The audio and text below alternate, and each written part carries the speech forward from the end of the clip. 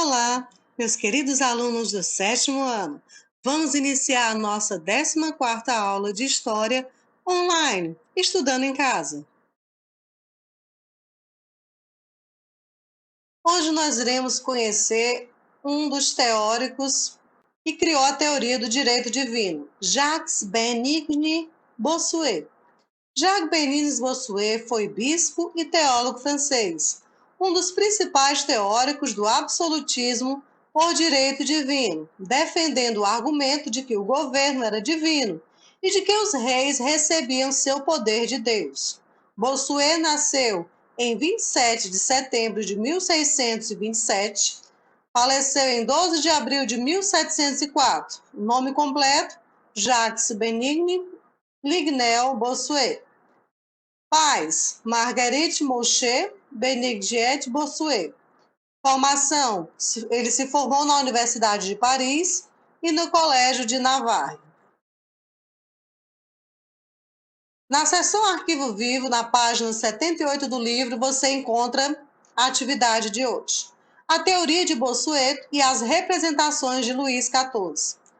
Jacques-Bénigne Bossuet foi um dos maiores teóricos e defensores do absolutismo na Europa.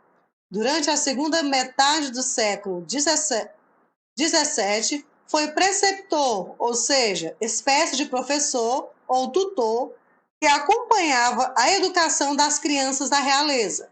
Ele foi o tutor do filho mais velho de Luís XIV, Luís, Duque de Borgonha, o Grande Delfim. Em suas concepções, o rei, como representante divino na terra, deveria agir da mesma forma que Deus.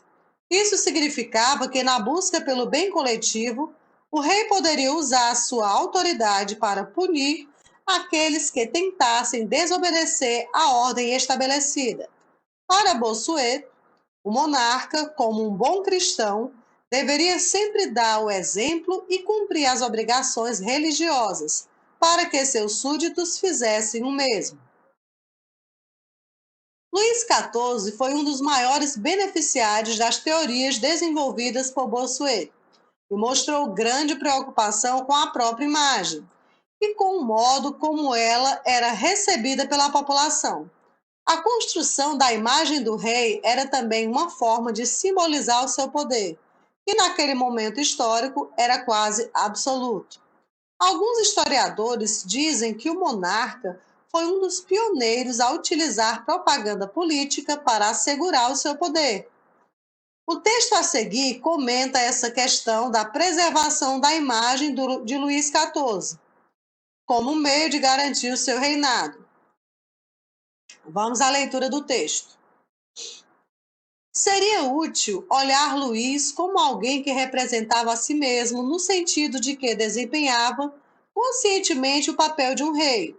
Sua consciência de si mesmo e também a diferença entre as regiões de fachada e de fundo na corte podem ser ilustradas a partir das memórias de um italiano que visitou a corte na década de 1670.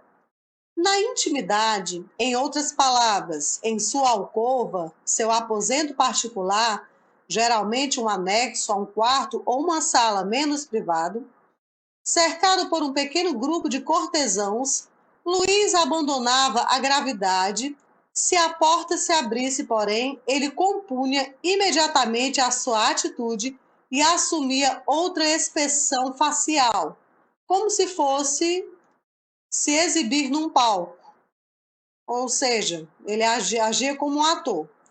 Luís tomava também o lugar de Deus, como foi assinalado pelo pregador da corte Jacques-Bénigne Bossuet e outros teóricos políticos. Os soberanos eram imagens vivas de Deus, os representantes da majestade divina.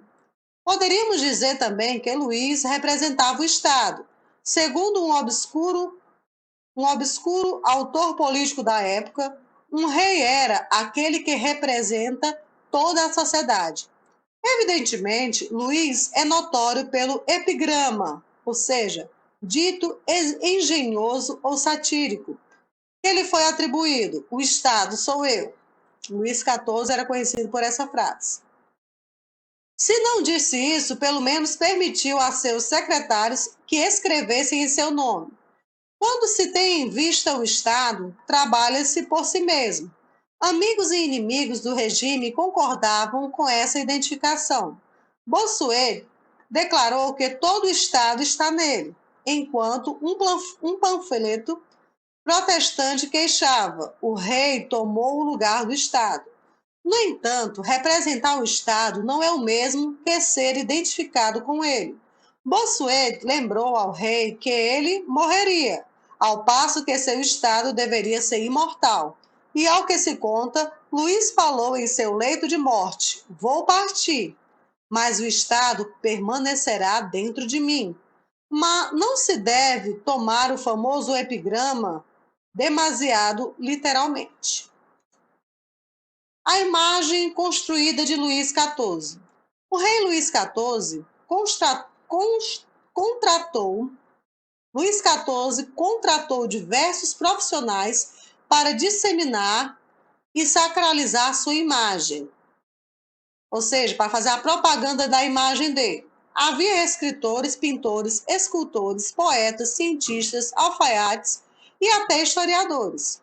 Dessa forma, o seu reinado foi um período em que as artes estiveram voltadas para retratar a imagem do monarca à sua corte. Um dos mais famosos retratos de Luís XIV data de 1701 e o representa na Sala do Trono com sua vestimenta oficial no Palácio de Versalhes, em Paris. O quadro é grandioso. Ele mede 2 metros e 77 centímetros de altura por 1 metro e 94 de largura. Segundo alguns historiadores, quando o rei não podia comparecer a algum compromisso, era substituído por um retrato seu, ao qual todos deveriam reverenciar. Essa obrigação dos súditos que passassem por uma imagem do rei, tirar o chapéu e jamais lhe dar as costas. Os trabalhos que propagavam a imagem do monarca, especialmente as pinturas, demonstravam o luxo, a riqueza da corte e destacavam a grandeza e a bravura do rei.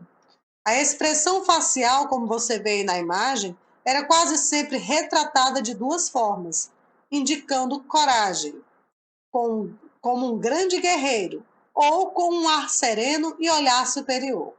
Aqui você vê a imagem do rei, totalmente caracterizado com as roupas da corte, né? A gente vê a beleza das cores. Geralmente os reis usavam o azul e o vermelho. Aqui você vê o retrato do rei Luís XIV, rei da França. Atualmente esse retrato está exposto no Museu do Louvre, na França, Paris. Vamos à nossa atividade. Você irá reler as páginas 78 a 79 e responder: como um monarca foi retratado nessa imagem? Você vai descrever como ele está vestido, toda a roupa da época. Descreva a expressão facial do rei representado nesse retrato. Ele está sério? Ele está com cara de herói? Ele está triste? Você vai dizer o que você está vendo. Esse retrato de Luís XIV mede quase 3 metros de altura. Qual teria sido o objetivo do rei ao encomendar um quadro tão grande? Na sua opinião, esse quadro de Luís XIV cumpre a função de retratar um monarca como um ser superior aos demais? Terminada a atividade, envie a foto da atividade respondida, copiar as perguntas e as respostas de caneta para o meu WhatsApp. Conto com seu empenho e mais uma vez eu finalizo um Estudando em Casa.